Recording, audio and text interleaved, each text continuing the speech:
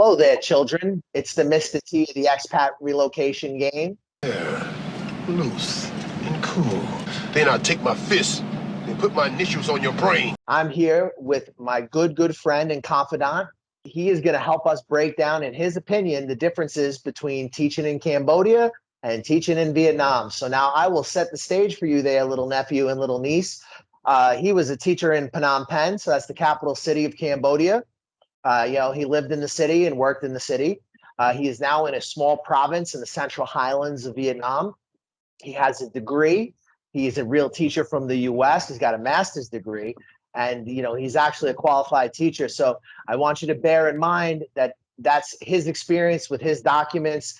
It may not be reflective of what your experience might be like. If you lack certain documents, you don't have a degree, you're not a qualified teacher.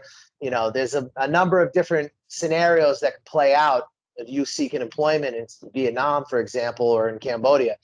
And we're going to have him kind of break down his situation and from his perspective, what he thinks is a better fit for him and why. So I think the first question I would say is, in your opinion, what do you prefer? Do you prefer teaching in Cambodia or teaching in Vietnam? Like 6 months of rent up. I prefer the money teaching in Vietnam so far. I mean, at least with the company I work for, but I don't like this job as much as I liked my jobs in Cambodia, just because the room is kind of spartan. They adequate. I have a nice TV. They didn't nitpick me too much. The money was less, but they kind of left me alone. This job is paying more. I'm banking some cash, but they're just on my ass all the time about dumb ass shit. And I can deal with it for now, but it's gotten to a point where I can say, okay, I'm not going to do this for the long term. I just don't like being nitpicked. And I was honest about that in the interview. I'm like, look, if there's one thing I don't want you guys to do, whatever happens, you can't be, I don't like this nagging, nitpicking every little thing. And, oh, no, first month they're going to observe you and they're going to do some training. And after that, they're going to leave you alone. That was not true. So it's cool for now. For a short-term money grab, I think I can bank upwards of like 8-9 grand. But I like the lifestyle a lot more in Phnom Penh. I like the visa freedom. I don't like the heat as much, but it's just a more freewheeling sort of lifestyle. The area I'm in is very conservative and kind of boring. And Phnom Penh, there's a lot of fun to be had. The teaching work's not as good, but if you can set up the right kind of situation, I'm probably I think it can work. But I just wanted to give this a try for now. It's fine. Now, set the stage a little bit. What are your living conditions like in Vietnam versus your living conditions when you were in Phnom Penh? Well, this town, there's really not, there's not a lot of great housing, to be honest. The places I looked at that were decently priced for my salary were unfurnished. They want like 6 months of rent up front, and none of them seemed all that worth it. I have a friend who lives in a really cheap place, but it's like a single room with a shared bathroom. I wasn't going to do that. So right now I'm just living in a hotel. It works. The price is decent. The room is kind of spartan, but it's adequate. I have a nice TV. With channels. I can watch English channels, play my PlayStation. In Cambodia, like the selection of living conditions was nice. Remember when we went and looked for apartments?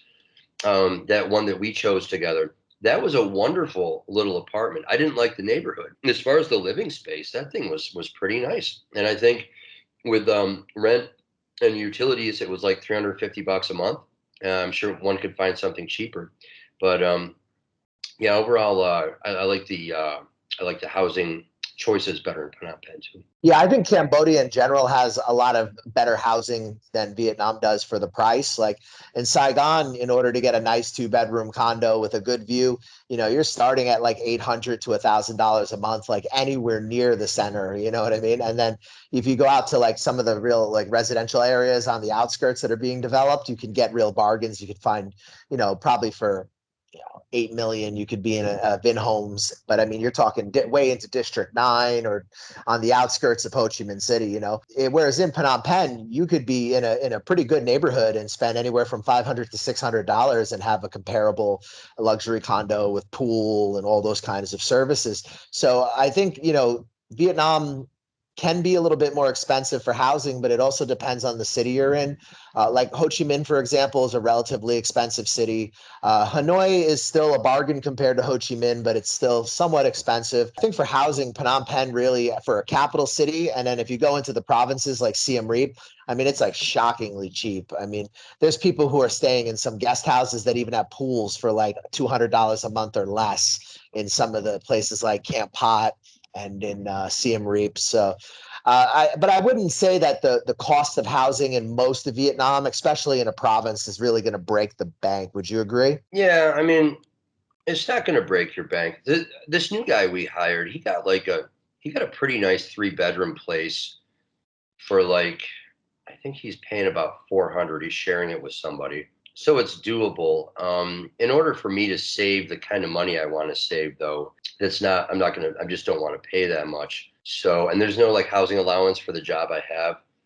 So they exist. You just won't be able to save as much. Now, if you decide you want to live here and this is the place for you, you can find these places, but they're going to eat up a pretty good sized chunk of your paycheck, compared to Or what if you're you're bringing. or if you're a couple, if you're both teachers and you're employed in the same center, then you might be able to get something a little bit nicer, and both of you can still save money. But did you find you're able to save money pretty well in Vietnam, or do you think it was better for you in Cambodia? Oh, I save way more money here. I mean, I'm saving, and this is a place where I want to be. I'm not looking to do paycheck. I'm saving about $900 a month. If I get extra hours, then that is that much more than I was hanging out the coffee for living a pretty simple lifestyle. I just work, I come home, I play PlayStation, but the cost of living here is so low. I'm saving quite a bit. I think in Phnom Penh, I was saving only like maybe $400 a month, $300 to $400 a month. And I was living Having the access of Phnom Penh, which is a fair. So yeah, the money's better here for sure. and where you're at specifically in the Central Highlands, I mean, there's not much to waste your money on. There's not much drinking or debauchery you can really get into. So for the most part, it's chilling at cafes, and those are pretty inexpensive. Yeah, yeah. There's not much to do here, and that's why I moved here. I kind of wanted to go somewhere without temptations to bank some money for a while. And but like I said though, this where I am in Buôn Ma Thuột, Ho Chi Minh is only you can take an overnight bus, a sleeper bus to Ho Chi Minh and be there in the morning. So if you wanted to, if I wanted to take a couple days off and just go down there and party, and it's very accessible, pretty easy to do. But no, the town itself, it's not a partying sort of town. It's a pretty family oriented town. Coffee shops, ice cream parlors, dipsy doodle fun for pretty little families. So it's not my thing. I shouldn't say it that way. I don't want to make it. I don't. I don't want it to sound like condescending. Not my kind of thing though. And as a result of that, you really just end up like when you start having conversations with these people, you're kind of meeting the same person over and over and over and over and over again, you know, just like family people, whereas in a place like Suzhou where I was or Phnom Penh, you have such a diverse crowd of people that you meet all kinds of different lifestyles, people doing all kinds of different things. Here, everybody's just kind of the same, and but that's like I said, that's okay with me. Your little province, if you get bored, you can. Much except save money, and I like ice cream. I'm more likely to like take it home and watch TV while I eat it. I don't really hang out. I was hanging out at the coffee shops quite a bit when I first moved here, but I kind of got away from it. I just bring my stuff home and eat here for the most part now. But it works. There's a nice variety of food and drink and treats and things like that. I mean, it must be a night and day difference from having the access of Phnom Penh, which is a fairly Western friendly, comfortable city. Lots of tourism coming through Phnom Penh to go to Angkor Wat or to the coast or other destinations in Cambodia versus a provincial town in the Central Highlands of Vietnam, which is very beautiful, but also really not a lot of people coming through there. No, it's pretty quiet up here. Pretty quiet. You have to if you're a very social person who is, wants to go out and wants to meet people and make friends, not the kind of place to do that. I'm not that kind of person, I'm a little bit, but you pay your fee with a little grease, but I'm not a social butterfly. I'm not an extrovert. So I don't really have the desire to do that. But for a person who is, say, an extroverted social butterfly, they'd probably go a little crazy here, because there's those places just probably depends on a lot. That kind of social scene doesn't exist. It's just families and family stuff and family fun, and is not as good. But Vietnam does have big cities, guys, and you can go to Saigon, you can go to Da Nang, you can go to Hanoi. Like when I was living in Ho Chi Minh, it was, you know, the opposite for me. There was too much stimuli. It was too crazy, too dirty, too crowded. So we would escape to nearby beach towns or the Mekong Delta. And it's very inexpensive to travel in Vietnam. They have limousine buses that are relatively inexpensive. You know, the flights can be very cheap to it for another job. It doesn't work that way. Like necessarily have to stay in your little province. If you get bored, you can freedom.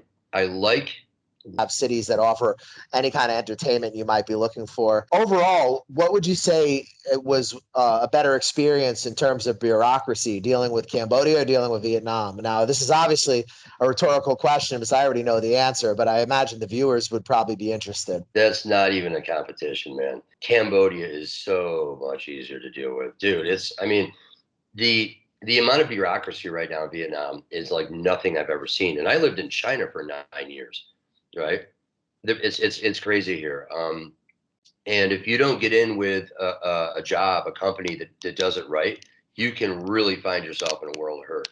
Fortunately, I do have a good company that I work for, and they've taken care of that. And there were still some hiccups along the way. Cambodia is easy peasy Japanesey, dude. You just, you know, you can get a business visa. You go in, you pay somebody, you grease them a little bit, but you pay your fee with a little grease. Get it for a year, and you're good. They don't bother you. They don't heckle you. Like even if you overstay Below, and make sure to brush. They charge you like $10 a day or something, but they don't like make a big deal of it. And the nice It thing depends about how long here with the employment. yeah, sure. But the beauty of that is that, like, you know, yeah, the work in Phnom Penh Before he even got involved with the employee. freedom. If you find yourself in a job that's unacceptable, just leave. You know, I mean, I'm trying to like screw them over. I'm just saying you can, you spell out what the kind of treatment you want. If you don't get it, go find another one. It's not like here where your visa is tied to your job. You know, if I decide to leave this job, I probably got to leave the country. You know, it's not like I can just, pick around Boon Ma Tut for another job. It doesn't work that way. Like if I'm kind of attached that way. So, and I miss that visa freedom. I like leverage. There's nothing I like more than leverage and choices. And when you're when in this kind of situation with the mess of the bureaucracy and the fact that your job is tied to the visa, your choices are limited in that way. Now, I'm in a situation where right now I can kind of take or leave Vietnam. I like Cambodia a lot more. I want to stick it out for a while in banks and checks, but I'll give them 30 days. I'm not just going to disappear. I wouldn't do that. I'm not that kind of person, but so I do have that kind of freedom. And to tell you the truth, I like having Cambodia nearby, and I like that I can talk to you and hook up with a business visa real easy because it's nice to have that alternative place to go. I want to remind you guys, this video is brought to you by Safety Wing. Coming out to a new country can be an amazing experience. Don't let getting sick in a developing country mess you up. A lot of expats underestimate how sick they may get in the first couple of years living in a developing country. Don't get caught with your pants down. You have a reliable health insurance. Check out our referral link in the description below and make sure to brush your teeth and stay in school. Now, I wanted to stress, guys, that we helped the homies. You think about like how societies in Vietnam, we helped him with employment in Cambodia. We put him into the network with the visa people, so he knew the game before he even got involved with the employers. He kind of already understood how the system worked. Dealing with Vietnamese bureaucracy by yourself can be sometimes confusing and sometimes very stressful because or to just see, for example, like Canada, the US, Australia, where things function in very concrete ways. Vietnam is not necessarily like that. There's a lot more nuance. That's to varying degrees. Some countries where my friend here works, that's a very corporate place. They're operating and set up any kind of business that you provincial immigration. So they're going to be in a very different kind of space than what it would be like for you. For example, if you were coming in and you didn't have documents and you were working in Saigon unofficially or whatever the case may be, right? So everybody's circumstance is somewhat different. Can I interject? You said Vietnam is not necessarily like that. They're the polar opposite of organized. They're completely dysfunctional in every conceivable way. And not only that, but as a foreigner, you really don't have any rights under the law either. And that's a problem. Zero. You have none. So that's why, that's why I wouldn't, I'll say straight up, I would not have come here without your advice because, yeah, I'm working in where I work and things are good, but you need to know who to work for, because there's a lot of shysters here. First graders. And I was getting, You got to know who to work for and what to look for, where you want to be. And if you just come in blind without getting advice, man, you're really rolling the dice. it was done. I walk out of the class. There's no meat Against you. So I wanted to say that. Yeah, they're polar opposite of organized and just. Yeah, it's like you guys can kind of forget the things you think about, like how society's shit and requiring more and more documents, plurality, and these type of concepts from more compliance. There's even talk of none of that applies. None. I mean, there's literally fake orphanage, but there's just all this talk of like anything you could imagine that could be done in terms of like deprivation to like nature or to just humanity in general is pretty much part of the course in most of Southeast Asia. If you have the money, you can pretty much do whatever you want in these countries, right? So, and that's to varying degrees. Some countries it may be a lot of money. Like Vietnam is not a cheap country if you just want to come in and set up any kind of business that you want to do and do whatever you want. It's not what we was talking about a minute ago, whereas Visa do pretty much whatever you want in Vietnam, but now you're just going to pay a much higher price than you were going to pay years ago, and you're going to deal with a very conflated and crazy bureaucracy. Whereas Cambodia, it's still relatively inexpensive to play. Like if you want to come out, get your own work permit, set up a business, teach English, you don't even need a degree officially to teach English in Cambodia. But the employers may require degrees. That's a different kind of situation, but the government themselves doesn't even require a degree. But because of that, everybody and their mother is also in Cambodia teaching. So you're not going to get these high salaries that you can get in Vietnam. Like I was just teaching in public schools and like completely fuck off jobs where I barely did anything. And I just like stood there and read out of a book, said duck, duck, duck to like 60 first graders. And I was getting paid like $22 an hour to do that, guys. I had like no side work. Stop working. That was it. It was done. I walk out of the class. There's no meet the parents. There's no lesson plan. And I made okay money. My wife and I, we traveled a lot while we lived in Vietnam. But the market has changed a lot too, guys. Like more and more and more, you're seeing that the government's becoming very stringent and requiring more and more documents, putting more pressure on companies, insisting on more compliance. There's even talk of these like new training courses, whether or not it really happens, I have no clue. But there's just all this talk of like tightening up the English teaching industry. And, I think if you're looking for a laid back environment, more and more and more, Vietnam is probably not going to be the best place. Like the homie was talking about, guys, when you're employed in Vietnam, you need to enter the country on a business visa that's sponsored by your employer in order for your employer to process your work permit. So from that point on, they basically control your visa.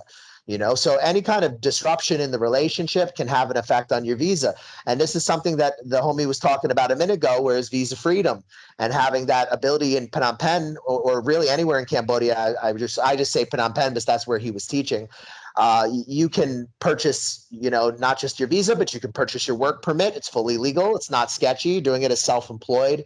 But the issue is that it's a very small market. Phnom Penh is a small city in a small country. Cambodia is not as populated as Vietnam. It does not have the major markets that Vietnam has. So there is pros and cons, guys, and it kind of depends what you're looking for. So I'll ask you, what was your preference? What deep down in your heart, you would much rather be in Cambodia? And is it only because of the visas, or is it cultural things? Is there anything you can elaborate on with that? I just like the lifestyle a lot there. When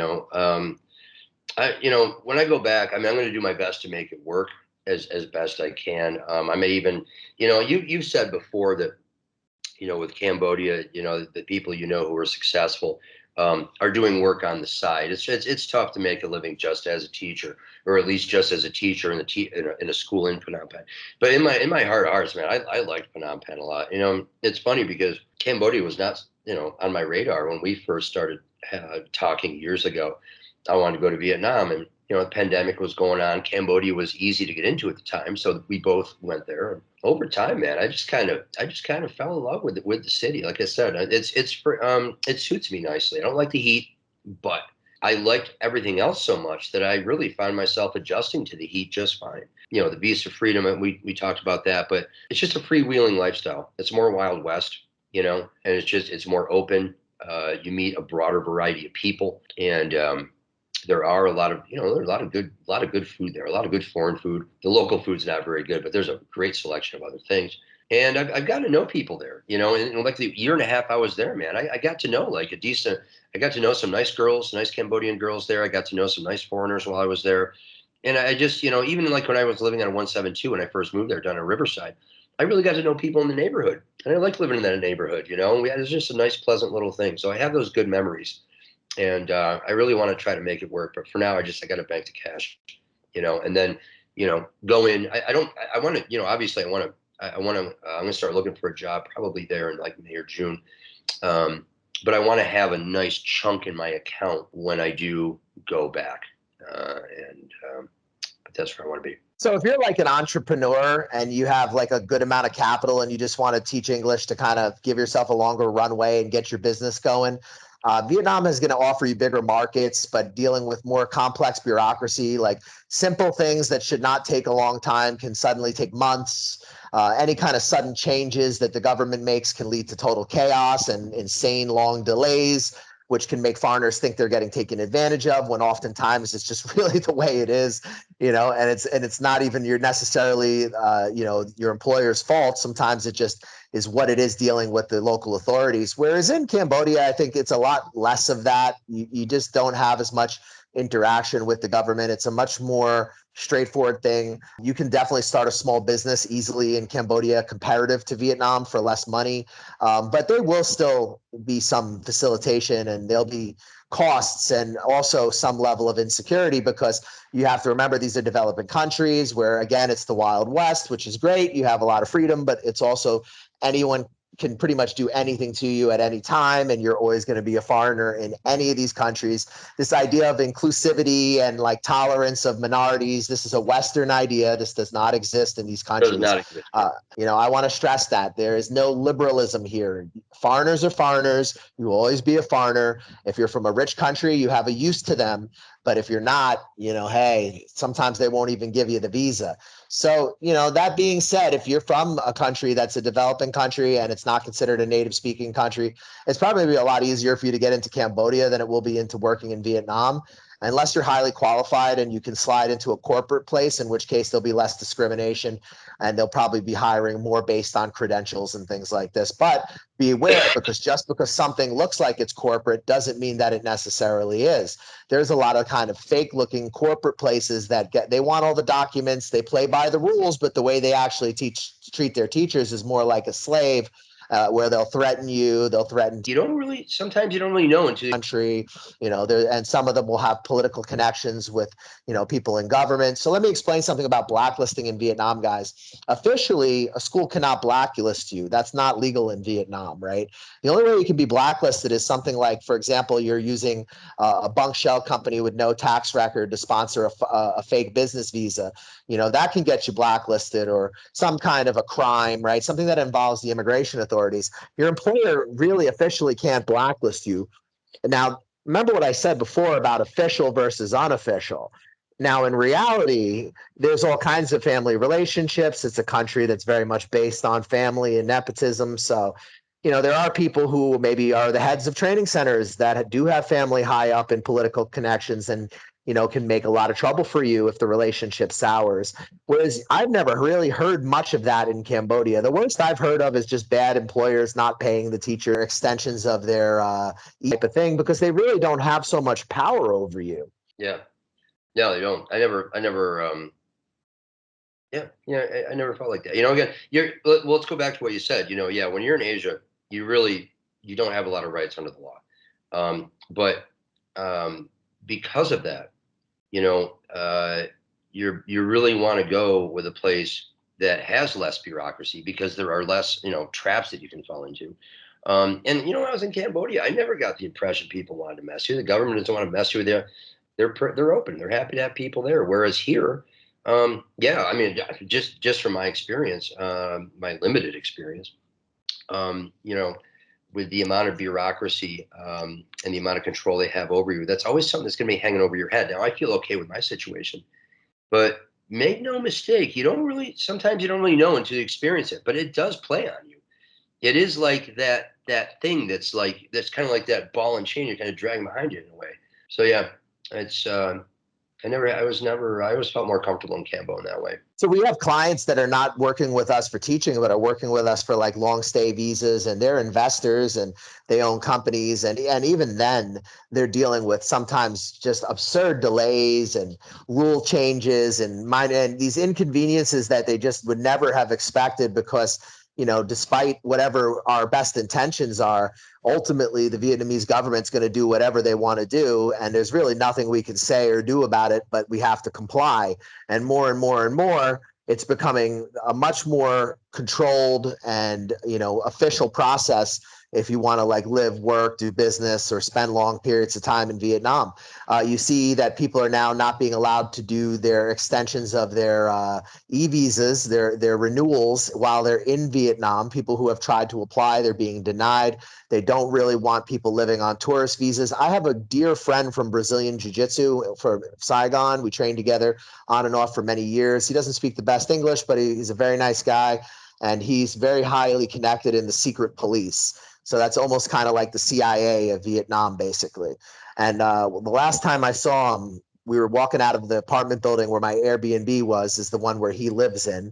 And he said to me, brother, Vietnam will become like China, only businessman and employee. And I said, is that good? He said, very good for Vietnam. So this is a guy who's very well connected in the government. And, it seems very clear that his prediction there is looking to be more and more true. I spoke to one of my business partners who we occasionally make content together, and he told me the same thing. Basically Vietnam's not interested in the tourists that are trying to live in Vietnam or the illegal workers. They're not really interested in the TEFL teachers in terms of industry. What they're looking for is investors. But the part to me that's so funny about that is then when we do have investors that come to Vietnam, they have to deal with chaos and bureaucracy and delays and the government closing this or trying to bring things online and it not working and that creating delays. So I think it's kind of a quagmire. Like there's this insane bureaucracy, and I think at the top there's noble ideas, but when it makes it to the bottom, it's very often total chaos. If they want to become more like China in the business sense, they got to clean this shit up with the government bureaucracy. The business, even China. I mean, China changed the rules all the time, but even in in my 9 years there, when you got a new job, right? Okay, you left the country to get your visa, your work permit. It actually wasn't that bad of a process. It was nothing like this. So, I mean, yeah, that's great that they want to do that, but they're going to have to make it easier for people to do their business here because most people aren't gonna deal with this, especially in a country that doesn't have a decent system of law for foreigners. So let's see what happens with that. But I couldn't agree more. And I think it's one of the biggest barriers to bringing investment into the country. Cambodia will also be a bit murky and complicated if you're looking to invest or own businesses. I mean, the main difference is that it's a little bit more runway, so to speak. Like I have friends who opened up businesses out here and they were able to run them for quite a while before they had to even make them into legitimate businesses, So it kind of also depends on where they're positioned. There are places in Phnom Penh where if you open a business, you're going to be in compliance immediately. And then there's other places in Phnom Penh where they might let you go for a bit before they come around and force you to get all your shit together. Whereas in Vietnam, it's going to be pretty much day one, unless you know the right person to facilitate with. You're gonna need to either break bread or get legal very, very quickly. So from a teaching perspective, I think if you're looking for less bureaucracy, Cambodia is a no-brainer.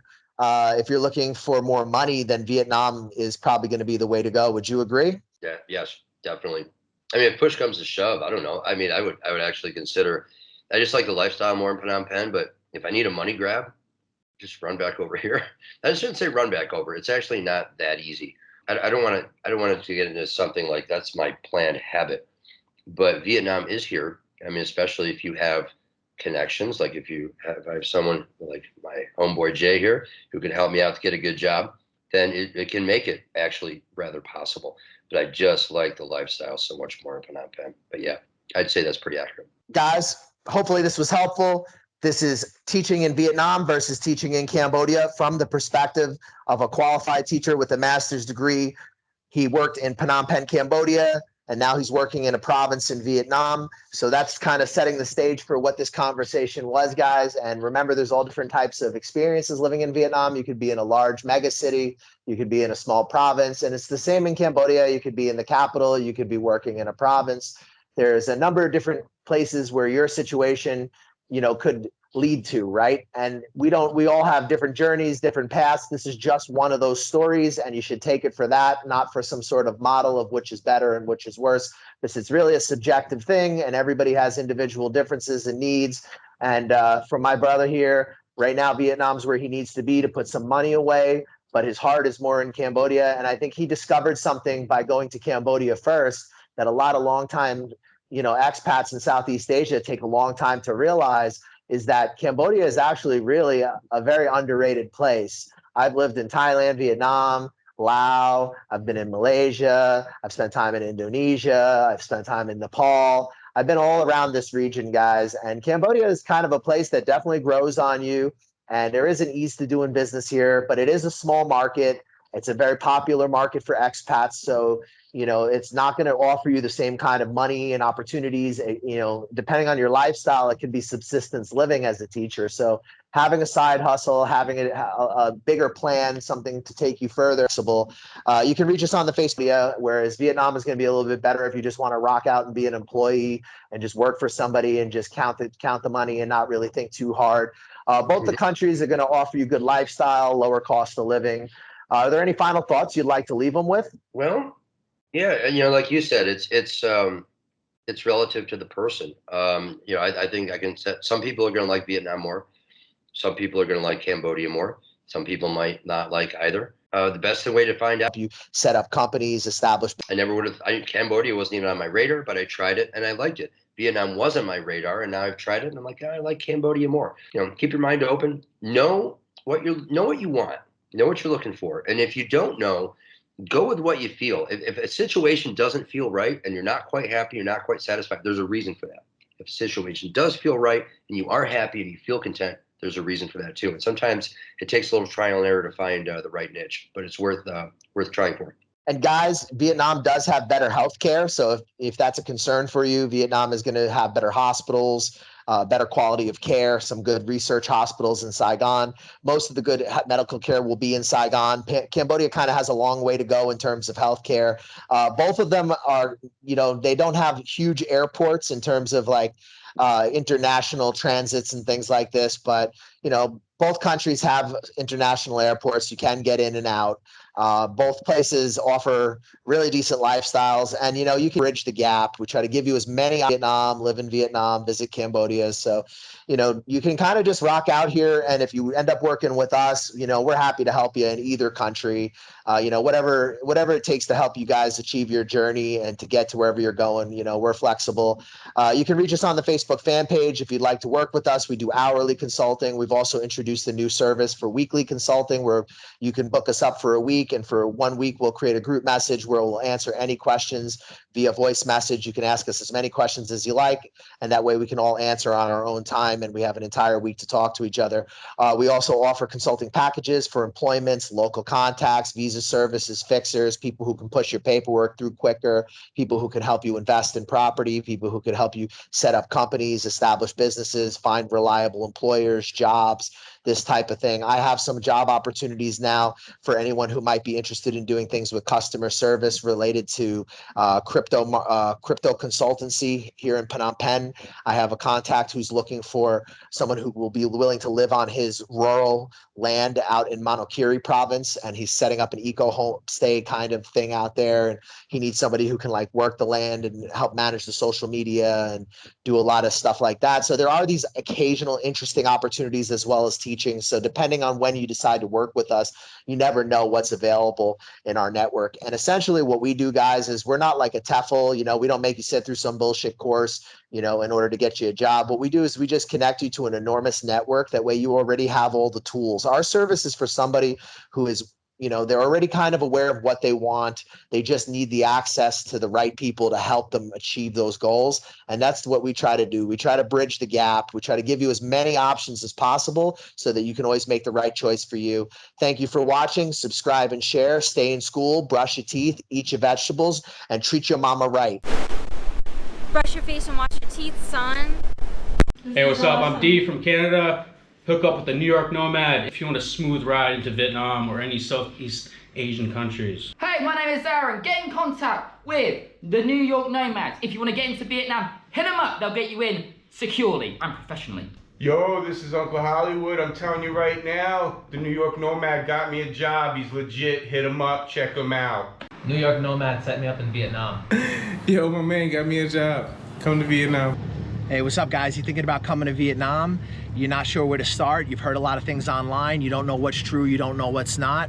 We offer a consulting service where we help you get on your feet in Vietnam. We give you advice on negotiating contracts with employers. We help you with real estate agents, visa agents that are reliable and that you can trust. And we help you get started in this amazing country and get on your feet. We help you get into different opportunities that might be more difficult for you if you were just landing in the country on your own. And we help you avoid a lot of the pitfalls and problems that you could have as a newcomer here. We provide you with reliable job recruiters, visa agents, real estate agents, and advice. If you guys are thinking about coming to Vietnam, hit us up for a consultation. We'll help you get started, help you get on your feet, and hopefully you'll love Vietnam as much as we do.